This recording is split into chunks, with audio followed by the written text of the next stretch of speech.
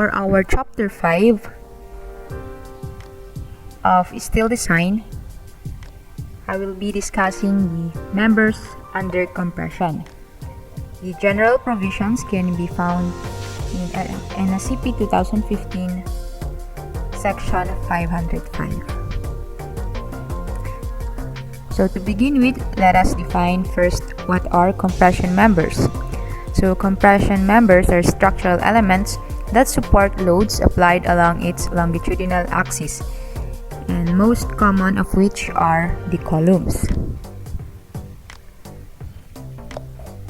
So under our load and resistance factor design, or Lrft, we will be using again the nominal compressive strength multiplied by the resistance factor for compression, which is 0.9. And under allowable design strength, we will just divide the nominal compressive strength with the safety factor for compression, which is 1.67.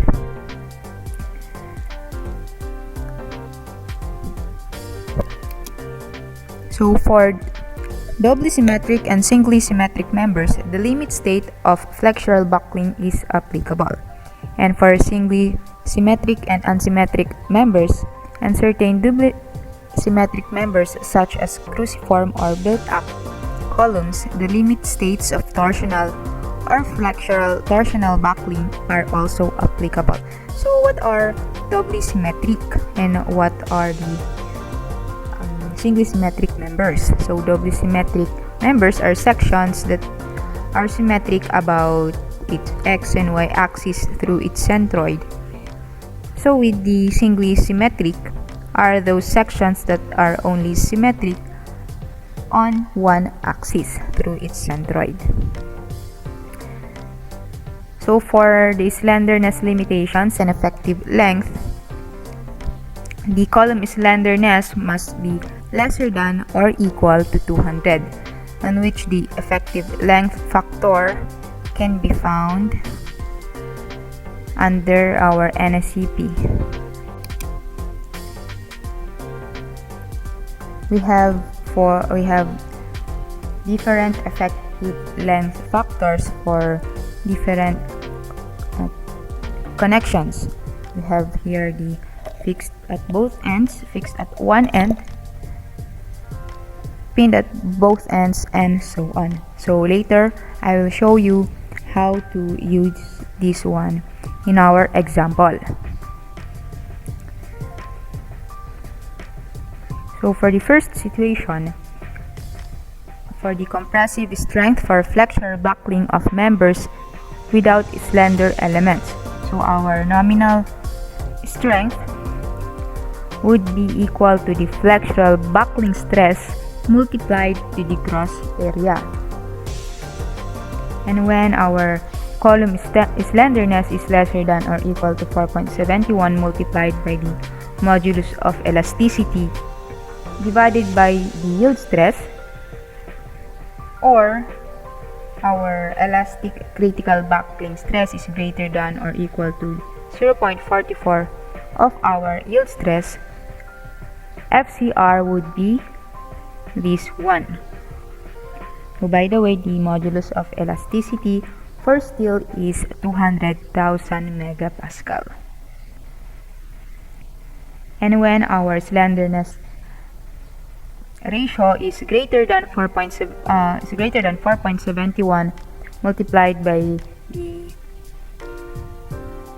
modulus of elasticity divided by the yield stress, or the elastic critical buckling stress is lesser than 0.44 of our yield stress, FCR would be this one, in which our elastic critical buckling stress can be solved using this formula.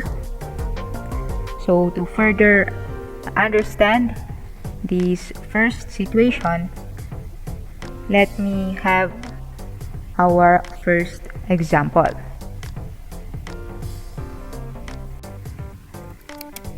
So our first step is to determine the required compressive strength. Under Lrft, the compressive strength would be equal to the dead load multiplied by 1.2 plus the live load multiplied by 1.6. So our dead load is 620 kilonewton and live load is 1870 kilonewton. So substituting the values, the compressive strength under Lrft would now be equal to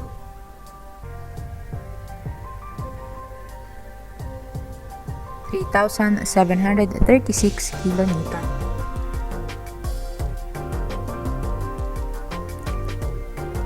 And for our allowable design strength,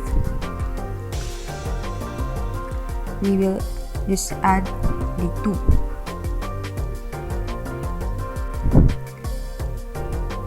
And checking the slenderness ratio, as I've said earlier, our K, or our effective length factor, would be equal to 1 since the connection is both pinned at the top and bottom. So Kx and Ky is 1.0.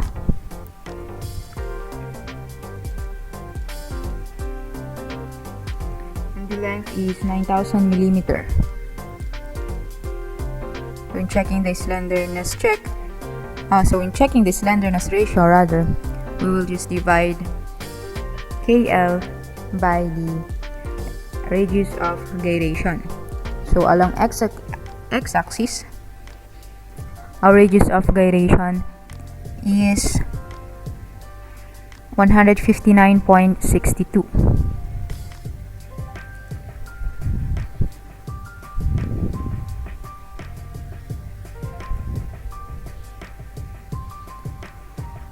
Should be in millimeters.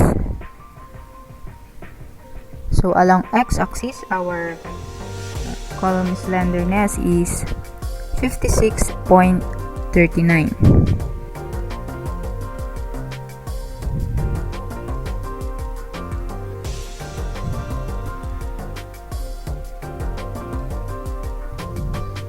And along y-axis, our radius of gyration along y-axis, this one, R2, would be 95.5 millimeters.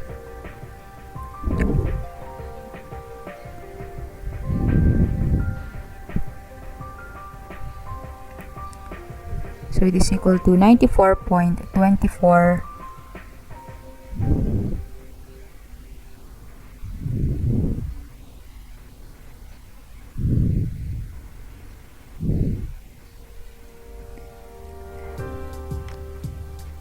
as the provisions say, the column slenderness ratio must be lesser than or equal to 200. So they both satisfies the limit, but the column slenderness along y-axis will govern. So we will be using the larger value. So to proceed,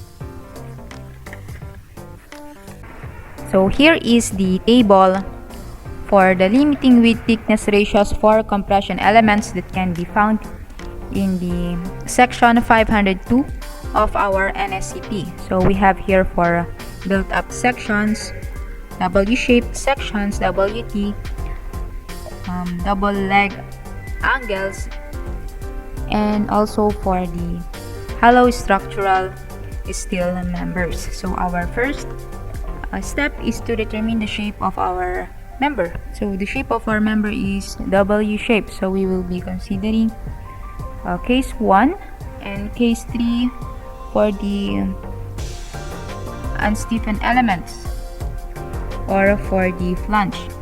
And for the web, we will be also considering case 9 and case 10. So the next step is to determine how the load act on the member. So you'll consider case number 3 uniform compression in flanges, and case number 10 for the uniform compression in webs, in which the width thickness ratio for case number 3 is B divided by T, in which the B is just the half of the flange width multiplied or divided by the thickness of the flange. And for the limiting width thickness ratio, we'll just multiply 0.56 to the square root of the modulus of elasticity of steel divided by the yield stress. And in case number 10, the uniform compression in webs, we will just divide H divided by the thickness of the web, in which H is the distance or the depth minus the depth of the member minus the thickness of the flange minus the certain fillet radius of the member. But if the fillet radius is not specified, we will just subtract the total depth minus thrice the thickness of the flange.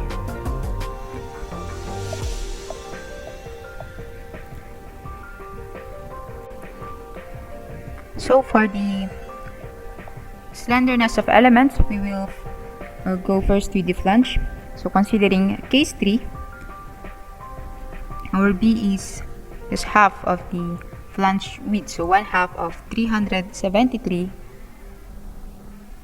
divided by the thickness of the flange, which is 26.2.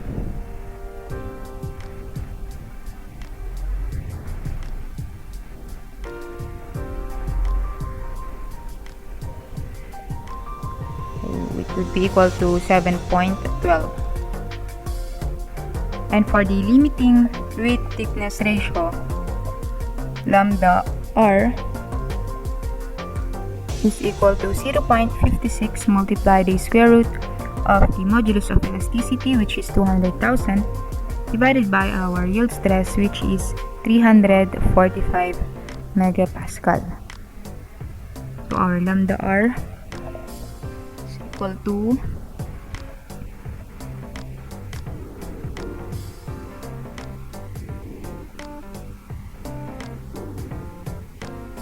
13.48. So comparing the two, the width thickness ratio is lesser than the limiting width thickness ratio. So we can say that the flange is non-slender.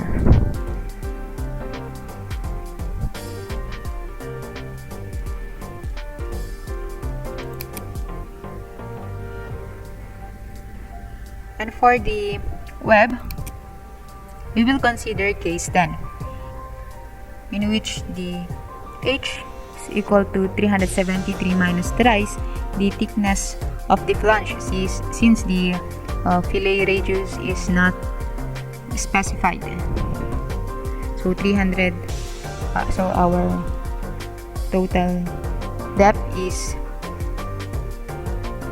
373 minus 3 multiplied by the thickness of the flange, which is 26.2. So our H is 294.4 millimeters, and the width thickness ratio is equal to 17.95, and getting the lambda r for the web is equal to 1.49 multiplied by the modulus of elasticity divided by the yield stress. So 1.49 square root of 200,000 megapascal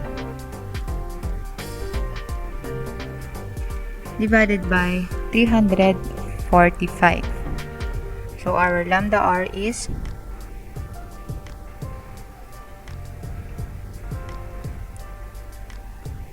35.87,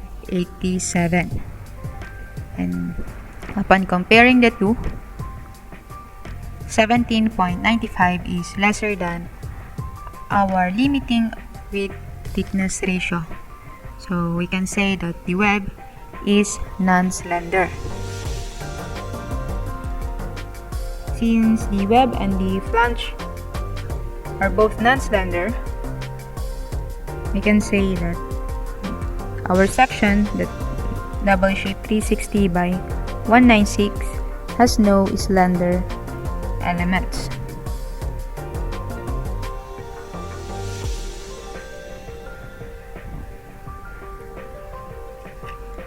And we can now proceed to the next part, which is to determine the available compressive strength of the member. So for the available compressive strength, we will determine the nominal compressive strength by multiplying the gross area by the flexural buckling stress FCR. Conditions in determining the flexural buckling stress. First is to determine the elastic critical buckling stress, or FE, of the member. So substituting the values for this one, so we will use the slenderness ratio 94.24.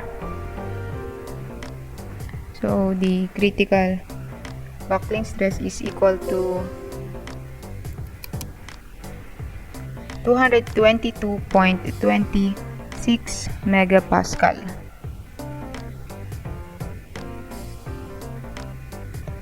And our 0.44 yield stress.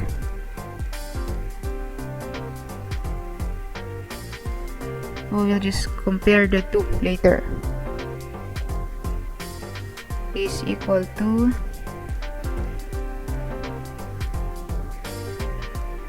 151.8 megapascal.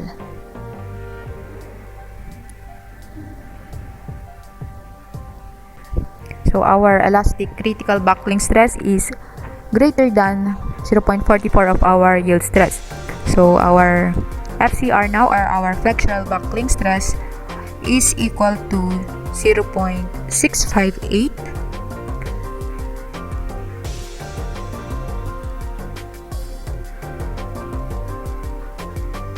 raised to the yield stress divided by the elastic critical buckling stress multiplied by our yield stress.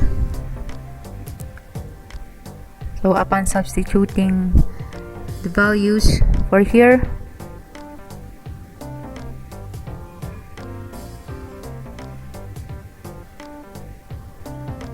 the elastic critical buckling stress is 222.26 and the yield stress is 345 megapascal. So FCR is equal to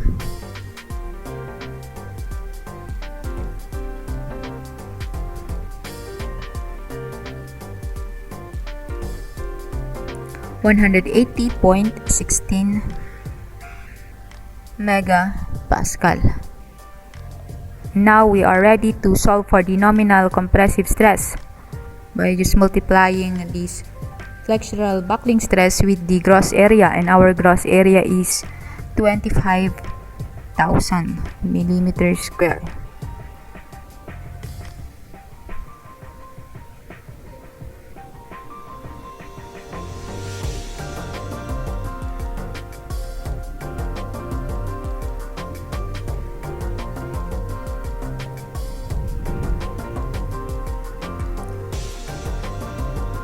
So our nominal compressive stress is equal to 4,504.04 kilonewton. And for Lrft, we'll just multiply this value with a certain resistance factor for compression, which is the phi equivalent to 0.9.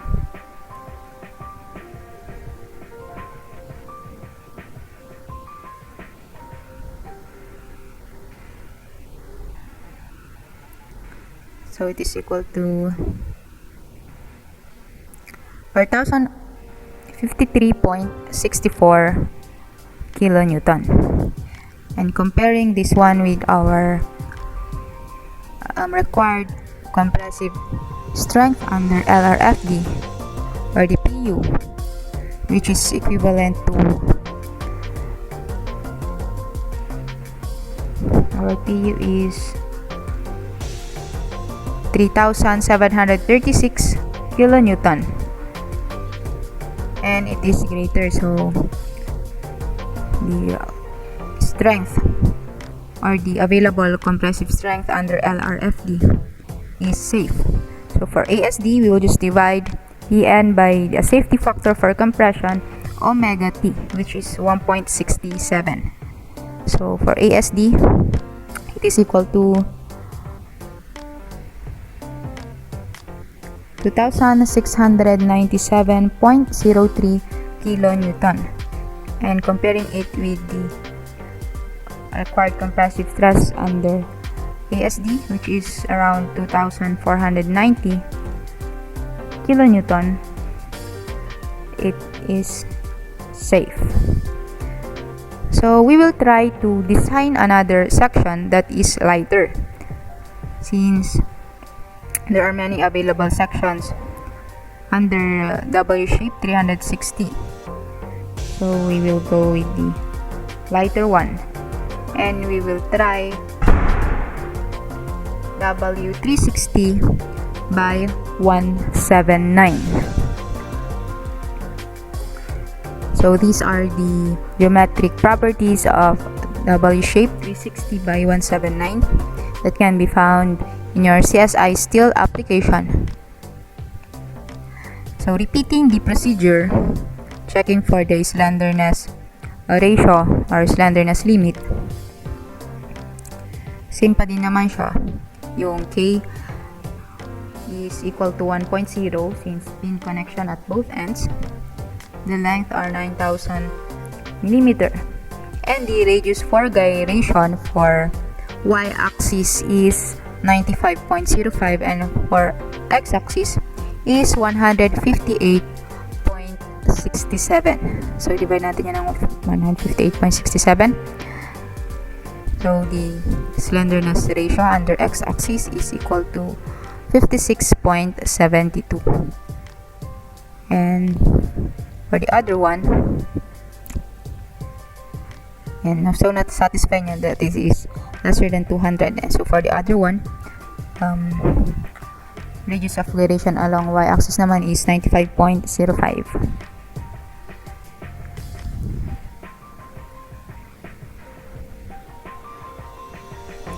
So it is equal to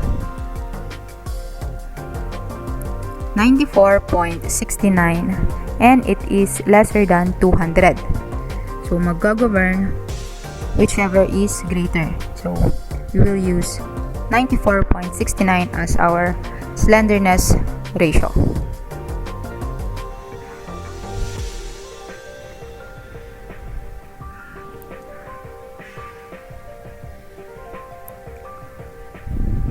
For the slenderness of the element, for the web, and for the flange. So for the flange, the width thickness ratio, same pa din.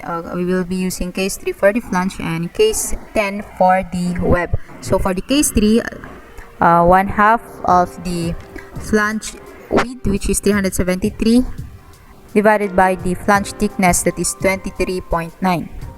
So the width thickness ratio under case 3 is equal to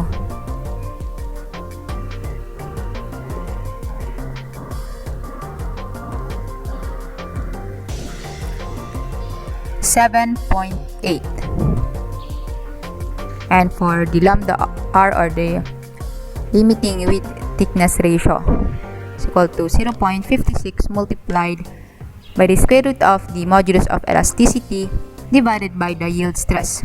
So modulus of elasticity is 200,000 and the yield stress is 345 megapascal.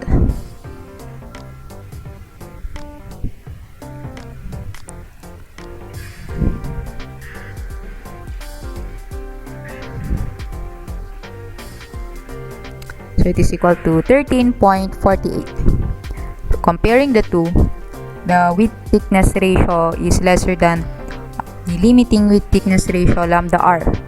So we can conclude that the flange is non-slender.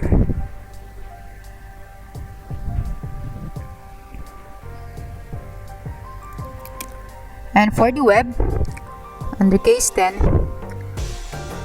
the h is equal to the total depth minus thrice the thickness of the flange, since the radius of fillet, well, the fillet radius is not available. So h is equal to 301.3 millimeter. So 301.3 divided by the thickness of the web, which is 15 millimeter. So it is equal to 20.09. And for the lambda r, we'll just multiply 1.49 by the square root of the modulus of elasticity divided by the yield stress. So 1.49 square root of 200,000 divided by 345. So the limiting width thickness ratio is equal to 35.87. And comparing the two, the width thickness ratio is lesser than our limiting lambda r. So our web is a non-slender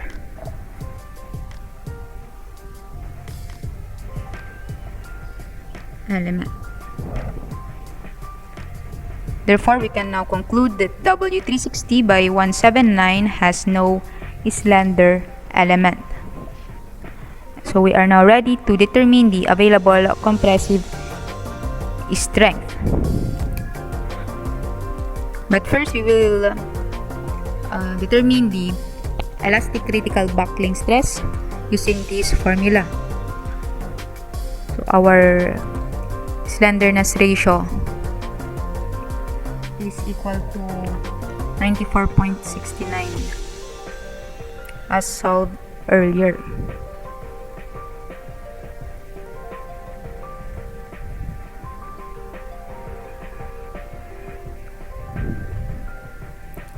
So it is equal to 220.15 megapascal. And for our 0.44 multiplied by the yield stress, it is equal to 151.8 megapascal. And since our elastic critical buckling stress is greater than our 0.44 yield stress, our critical buckling stress, or our flexural buckling stress rather, FCR, is equal to 0.658 raised to the yield stress divided by the elastic critical buckling stress and multiplied by our yield stress. So our Fy is 345, our Fe is 220.15. Now our FCR is equal to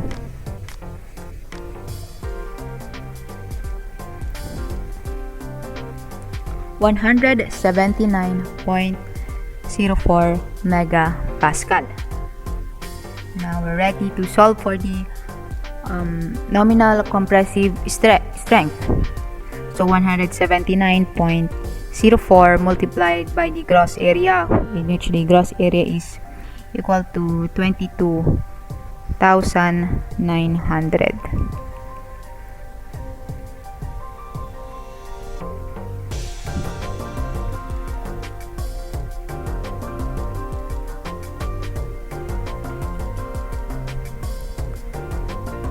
So our nominal compressive strength is equal to 408 kilonewton, or 4,082.11 kilonewton.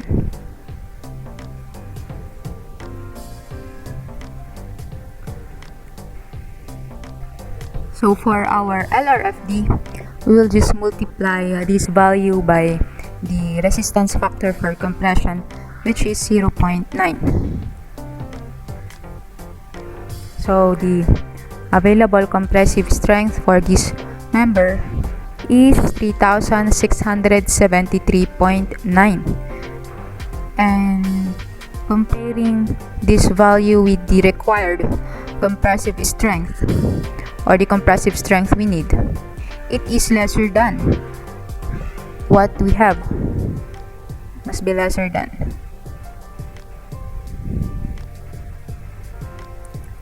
So again, the available compressive strength for this member is just 3,673.9 kilonewton, and we need 3,736 kilonewton. Therefore, this member is not safe, or it is not adequate for the compressive strength. And for ASD, divided by 1.67 for the safety factor, so it is equal to 2,444.38 kilonewton. And again, this is lesser than the required compressive strength under ASD, because it requires at least 2,490 kilonewton. Therefore, this is not safe. So on this part, we can now conclude that W360 by 179 is not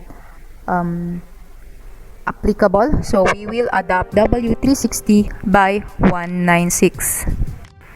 And for our example number 2, calculate the available strength of our W360 by 134 with a x-axis unbraced length of 9 meters and y-axis and torsional unbraced length of 4.5 meters.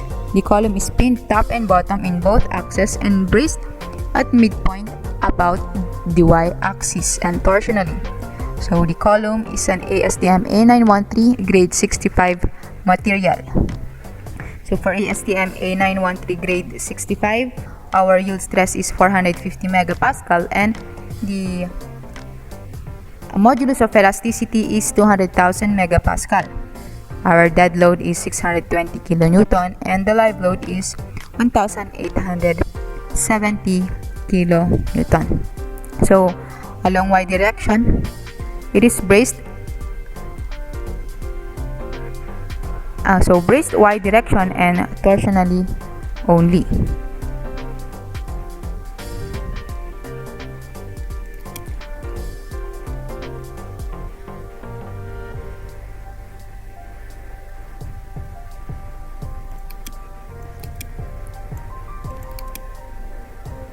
So for the first step, we will determine the required compressive strength.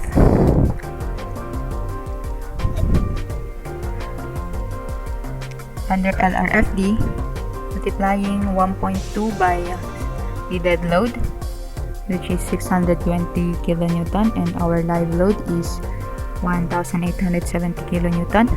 So substitute natin 1.2 by 620 plus 1.6 by 1870.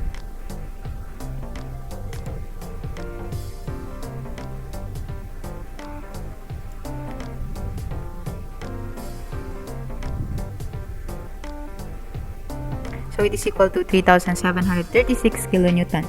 And for our ASD, our PA is equal to 620 plus 1870.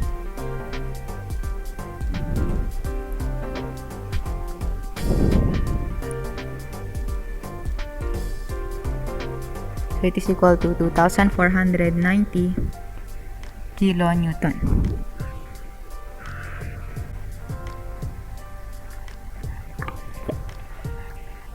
So the problem states that the column is pinned top and bottom in both axes. So the K, or the effective length factor, is the same as our first example, which is equal to 1.0. So you can open your module or your NSCP for the value of K. I've discussed it a while back. So checking for the slenderness limit or the slenderness ratio.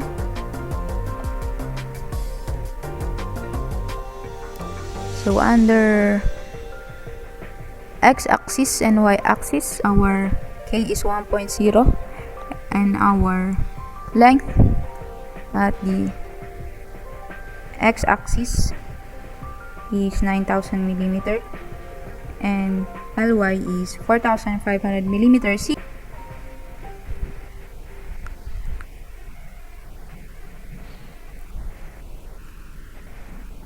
So the slenderness limit along x-axis is 57.7 and it is lesser than 200, so it is okay. So for y-axis, it states here that the torsional unbraced length is 4,500 millimeter on the y-axis. That's why we use 4,500. And the radius for gyration along y-axis or the R2 is 93.97. So it is equal to 47.89 and it is lesser than 200. But again, we will consider the larger value. So we will be using 57.7 as our slenderness ratio.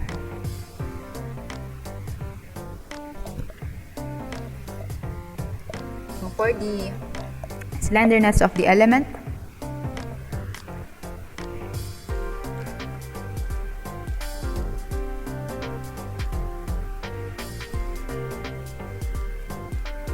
and again, since the section is a W shape section and it is just same as our first example, I mean the case we will use is just the same because this is not a built-up element or an HSS or an angle. So turning your or opening your NSCP 2015, you can find there the case 3 and case 10 as we have for the first example. So parehas lang sila. So this is what I'm talking about, yung case 3 kanina and case 10. Since this is a W shape and not built up or HSS or angle, so we will use case 3 and case 10. So for the slenderness of elements for flange, we will use case 3. So having the B as half of the width of the flange. So 1/2 of 368 divided by the thickness of the flange, which is 18 millimeter. So our width thickness ratio is equal to 10.22. And for our lambda R, 0.56 square root of the modulus of elasticity divided by the yield stress. So our lambda R or our limiting width thickness ratio is equal to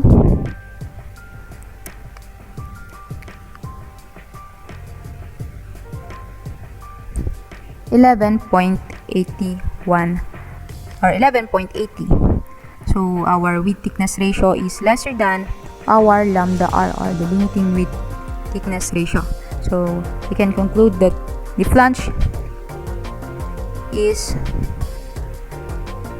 non-slender element. And for the web, we will be using case 10.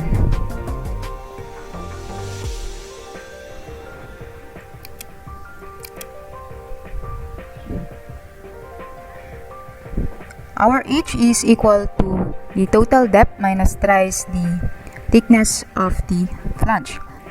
So again, NSCP suggested that if the fillet or the radius of fillet is not given, we will use thrice the thickness of the flange. So supposed to be this the total depth of the member minus twice the thickness of the flange minus the radius of the fillet. But since it is not given, NSCP suggested that we use thrice the thickness of the flange. So in continuation, H would now be equal to 302 millimeter. So the width thickness ratio is now equal to 302 divided by 11.2 millimeters. So it is 26.96, and for the lambda r, or for the limiting width thickness ratio, so 1.49 square root of the modulus of elasticity divided by the yield stress, so it is equal to 31.41, and upon comparing the two, the width thickness ratio is lesser than our limiting width thickness ratio. So our web is a non-slender element. And since both the web and the flange is a non-slender element, we can now conclude that W360 by 134 has no slender element. And we can now proceed in determining the available compressive strength.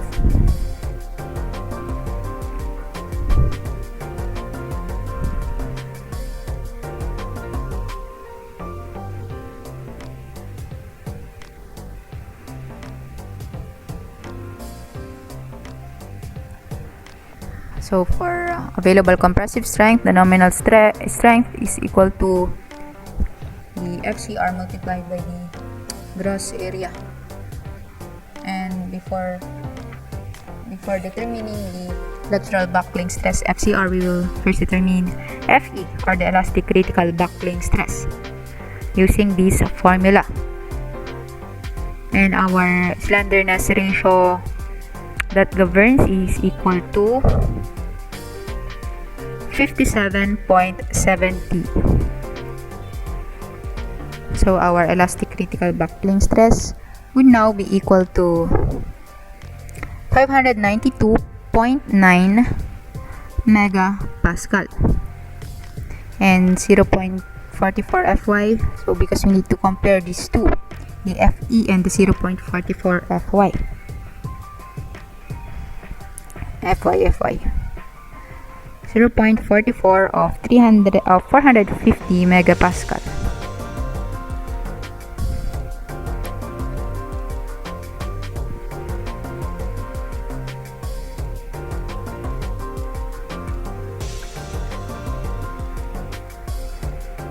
Equal to 198 megapascal.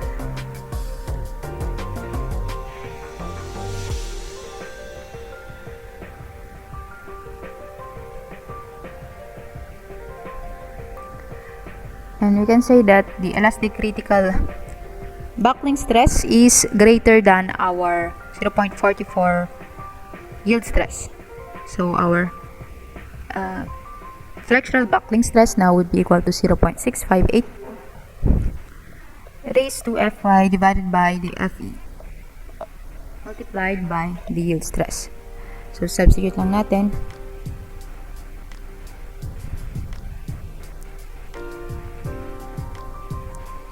It is equal to 450.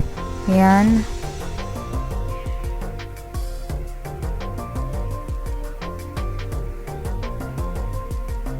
So it is equal to 327.53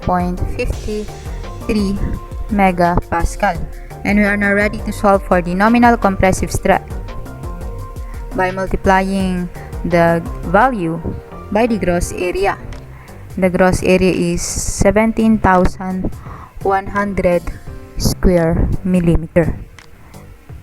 So it is equal to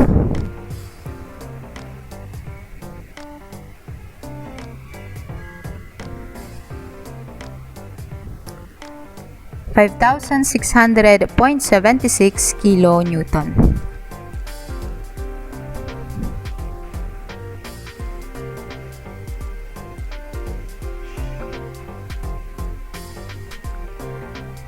And for our Lrft, multiply lang natin siya into the resistance factor, which is 0.9.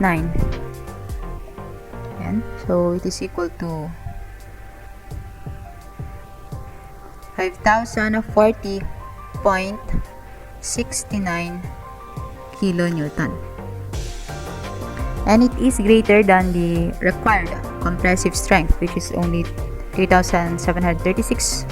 So it is okay, or safe shot under Lrft. And for ASD, our safety factor for compression is 1.67.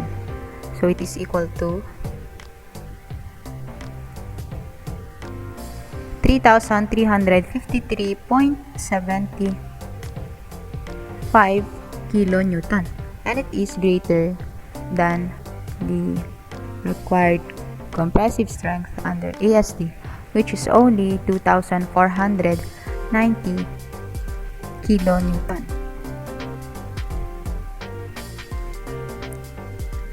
So therefore, we can now conclude that this section is safe, and the available strength of this section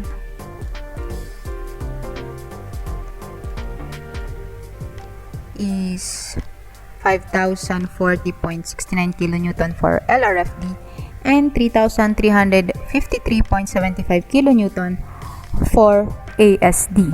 Yan, natakpan lang kasi. But ito yung tinutukoy or tinatanong ng problem. The available compressive strength under Lrft and under ASD. Ayan.